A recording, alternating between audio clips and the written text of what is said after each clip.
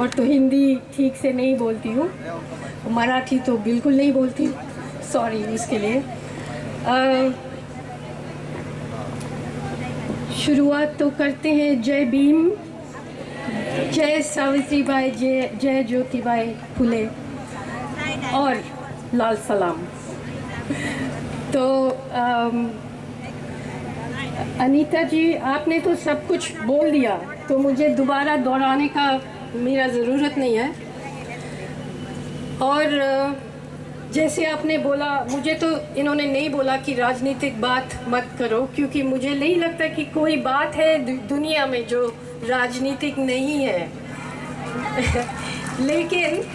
लेकिन अनीता जी जैसे व्यक्ति को बुलाना, और मैं तो खुद राजनीति हूँ, मुझे आपने बुलाया दिल्ली में या कहीं भी मैं जाती हूँ यूनिवर्सिटी में बात करने के लिए, तो स्टेज पूरा तोड़ा जाता है, बहुत सारे पुलिस आते हैं। कभी कभी मैं बोलने से पहले जर्नलिस्ट को देखती हूँ तो सब क्राइम रिपोर्टर्स होते हैं, तो मुझे पता है कि कुछ कांड होने वाला है। तो मुझे बुलाना एक राजनीतिक चीज़ है, तो उसके लिए थैंक यू। अब मैंने ज्योति प्रकाश जी को बोला था कि मैं ज़्यादा नहीं बात कर सकती हूँ इतना बड़ा मंच पे, और मैं चाहती हूँ कि आप लोगों में से और बच्चे जवान लड़कियाँ मुझे सवाल पूछो, क्योंकि ये एक एक्चुअल रियल चीज़ हो जाएगा। मैं आपका जवाब दूंगी, आप सवाल पूछो मैं जवाब दूंगी, क्योंकि मैं बस तकरीर नहीं देना चाहती हूँ। सिर्फ 2-3 बातें रखूंगी। ये है कि अभी जैसे इंडिया को हम देश कहते हैं, हाँ, लेकिन देश इंडिया यूरोप से भी ज़्यादा डाइवर्स एक जगह है, समझ गए ना? जैसे कितने अलग अलग देश है यूरोप के अंदर, उससे भी ज़्यादा है इंडिया के अंदर, उससे भी। हमारे यहाँ तो 780 करीब भाषाएं हैं, और कितने सारे धर्म हैं, कितने सारे एथनिसिटीज़ हैं। और अब क्या कर रहे हैं ये जो सरकार है, वो कहते हैं कि एक शहंशाह, एक पार्टी, एक धर्म, एक भाषा, एक इलेक्शन, लेकिन 4000 जाति। ठीक है, वो जाति नहीं चाहते हैं कि एक बन जाए, वो तो 4000 जाति चाहते हैं। और 4000 जाति के अंदर 4000 और जाति है, वो महिला वाले है ना, तो 8000 जाति हो गए हमारे। लेकिन बाकी सब एक होना चाहिए, और शहंशाह एक होना चाहिए। तो ये हमें मंजूर नहीं है। और अगर आप हमारे देश के त्योहार देखेंगे, और जो कुछ हम लोग सेलिब्रेट करते हैं, हम लोग अपना हार को त्योहार बना दिया, गुलामी को हम सेलिब्रेट करते हैं। औरतें भी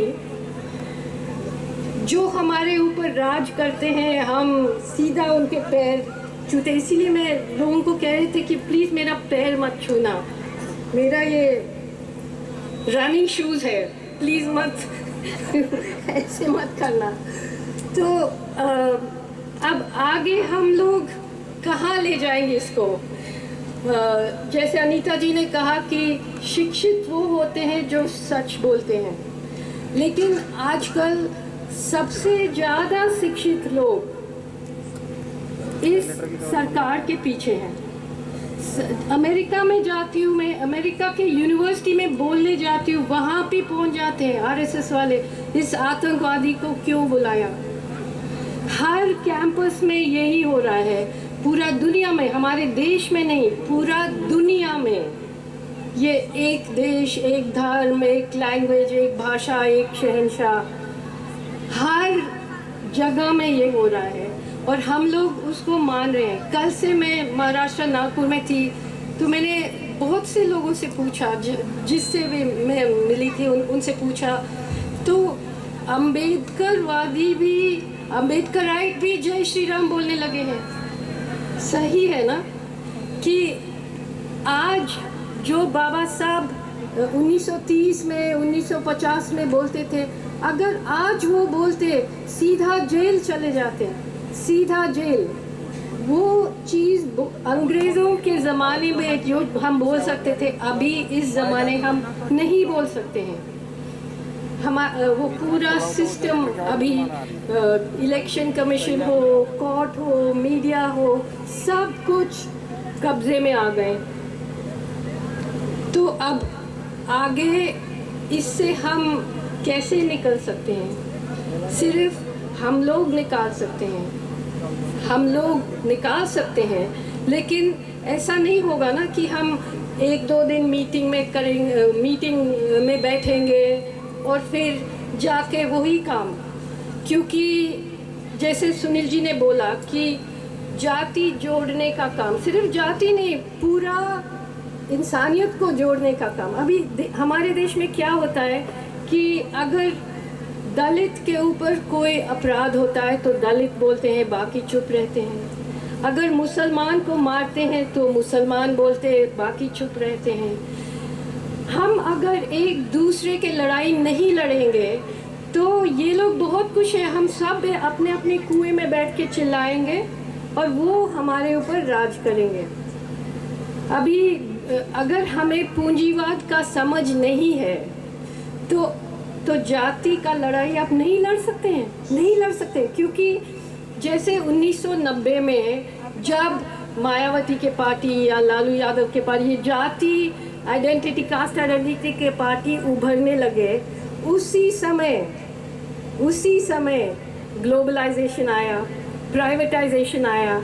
उसी समय आपका रिजर्वेशन, जो यहाँ के जो कार्यक्रम तैयार किया, जो गवर्नमेंट वर्कर्स हैं जो रिजर्वेशन के थ्रू बढ़ गए, अभी वो ख़त्म कर रहे हैं, यूनिवर्सिटीज़ में ख़त्म कर रहे हैं। तो हमें सब चीज़ का समझ होना चाहिए। एक ही चीज़ समझने से लड़ाई नहीं हो सकता है।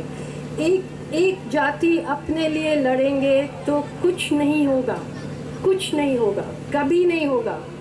जैसे जातिवाद इंडिया का सबसे बड़ा एक्सपोर्ट है। अभी